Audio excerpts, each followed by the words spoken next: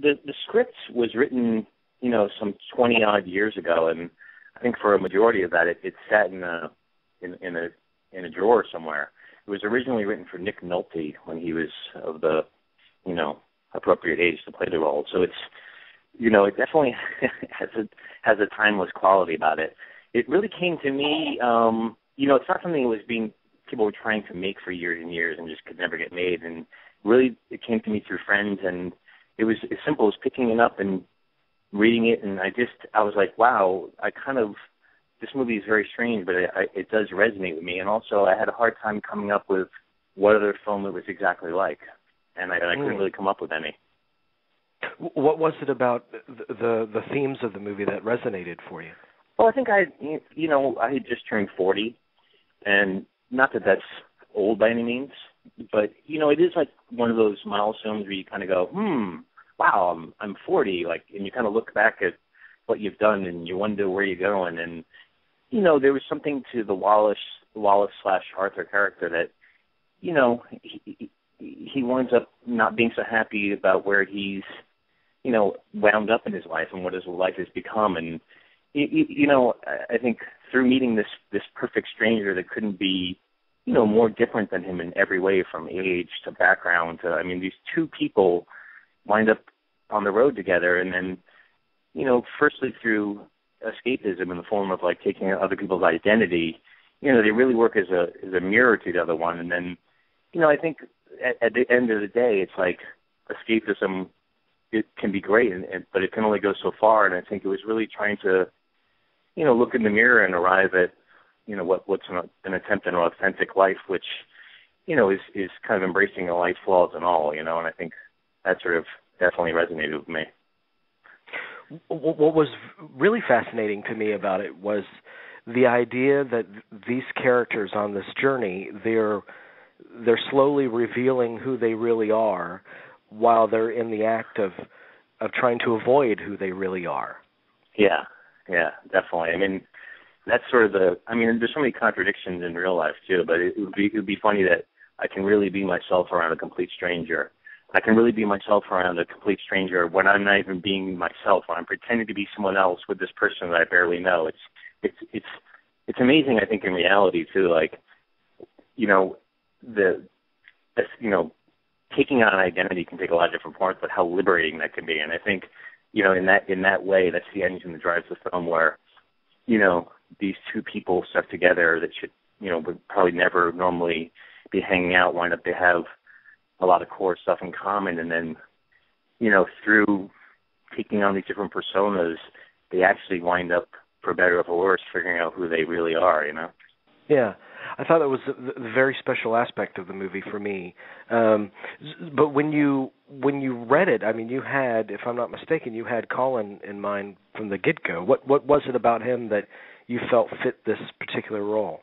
Yeah, I read it, and then, one thing that struck me is I said, listen, I'm a big fan of, flawed protagonists, or, flawed, a main character that's truly flawed. And, Wallace/Arthur is definitely that, and he's done some things that aren't very admirable, like abandoning his son, or at least not being, really there for him. And then when he takes on this persona of Arthur Newman, he's such a blowhard at times. He almost straddles, unlikable or prickly at best, and I thought, that being said, I really need to find an actor that has, a truly, inherent empathetic quality, so that despite those flaws, the audience would still be willing to go in on this journey with him and want him to come out the other side changed, and that's, I just started going through actors, and that's how Colin's name just kind of popped into my head. And then once I was like, wow, it would be strange, and I wonder if he could play an American, and I was kind of like, I think that guy could do it.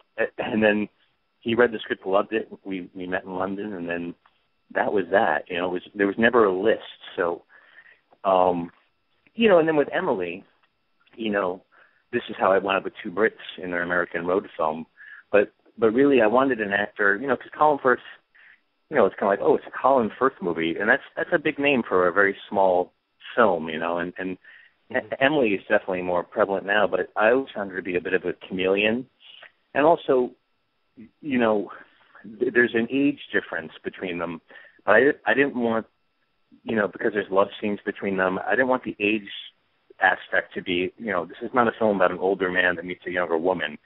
That age thing is just yet another thing that makes these people on the surface completely incompatible, and there's no reason they really should be on a journey together. But really, we're just looking for, someone that would fit into that, and that would be just another element, and also that they would have chemistry. And Colin and Emily, I think through Stanley Tucci, kind of knew each other ever so slightly personally. So it was kind of a great situation because, the first day that on the film when they worked together, they had never known each other as actors. So the two characters in the film are filling each other out, and then they're kind of feeling each other out, professionally and getting to know each other. But yet, because they knew each other, there was like an inherent trust. So I could tell immediately, like off the screen and on the screen, that there was a genuine chemistry. So that's kind of how we wound up with the two leads. They are terrific together. I mean, Colin, it goes without saying that he's one of our great actors, and I have always found Emily Blunt so fetching a presence on screen. I'm always just so magnetized by her. Tell me about that first day, because this is your first feature film. You've had a long and distinguished career in commercials, I believe, but your first day on a big feature film directing Colin Firth and Emily Blunt, what did you go through on that day, emotion-wise? I grew a giant beard, which I don't have anymore, and maybe that was to hide behind it, literally. That was me taking on an identity, and also this interview, this is me being electric. So I have a pretty good poker face. It's just, I don't modulate a lot. So, listen, it was kind of like, I think a lot of things that you do in life or professionally are like really terrifying, but the thinking of doing them is scarier than the doing them. Do you know what I mean? Because once you actually start making the film, we're probably scarier meeting them and sitting down and talking about what kind of film we're making when they actually got to North Carolina. The minute you actually start filming a scene, it's Colin Firth and it's Emily Blunt, and you know that intellectually, but you just need to take that and throw it out the window. And then you need to work on the scene, and you'd be doing them a disservice if you ever treated them with kid gloves. That being said, it's like it was easy for me to do it, and also they had such an understanding of the characters that it wasn't like I had to step and go, whoa, guys, what are you doing? I mean, thank God, everyone knew the film we were making. So for me, I was really just modulating the performances. So it wasn't like, set up to have to be some kind of confrontational situation or some kind of thing where I'm just not getting it. I need to draw something out of these people with some kind of motivation. I mean, they could bring it, put it that way. Absolutely, yeah. But you also have the element of, like you said, this is an American road trip kind of movie. And that's a particular genre that has its own kind of tropes associated with it. But how did you go about establishing environment, which is so important with that kind of film? Yeah, I mean, that sort of speaks to the kind of timeless quality of the script. I think, look, it's a road movie, but it could be anywhere and nowhere intentionally at the same time. It was never written, and also I always wanted to avoid, even if I would have had twice the budget, like, now they're in New York, and now they're here, and now they're in the Grand Canyon. It was never a touristic kind of, trip through America. It was always like, I wanted you to be on the side of a turnpike in a real motel or a real hotel, and I always wanted to sort of try to have the film, with the score and the cinematography, like, grant a certain beauty to, like, the banality of a real road trip, and we shot in real motel rooms and real hotels, so you're never sitting around as a director going like, does that lamp feel too kitschy, or does this room feel too big? Would a motel really be this big? Because you're really in a motel on the side of a turnpike. So, we had a seasonal change down in North Carolina, which I thought helped nicely. I thought was a nice kind of visual metaphor, but beyond that, it was, I wanted you to sort of feel lost on the trip with them, Yeah, absolutely. I'm curious to know about the journey you go on promoting and getting the word out about the film, because I think did you guys start out in Toronto late last year, or was that your premiere? Yeah, and to today, on the eve of the film's release, I interviewed David Cronenberg once, and he said that he finds that he discovers why he does the movies that he does in the process of the interviews and the publicity. Have you discovered anything about your film from this ongoing process of showing it and discussing it with people?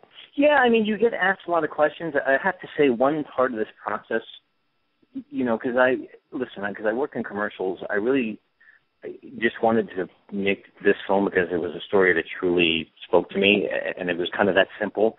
That being said, I was completely naive and green to the whole oh, it's actually going out there now, and then wow, there's a red carpet. You have to be there too, and wow, there's a press line. I was completely just whoa.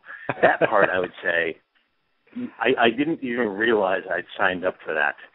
So, doing a Q&A with the actors in Toronto at a gigantic screening, or having Salman Rushdie and Adam McGoyan really loved the film. I was like, I love his films. It was kind of is this happening to me? That part, I think, maybe wasn't such a revelation about why I made the film, but was just kind of definitely blindsided me.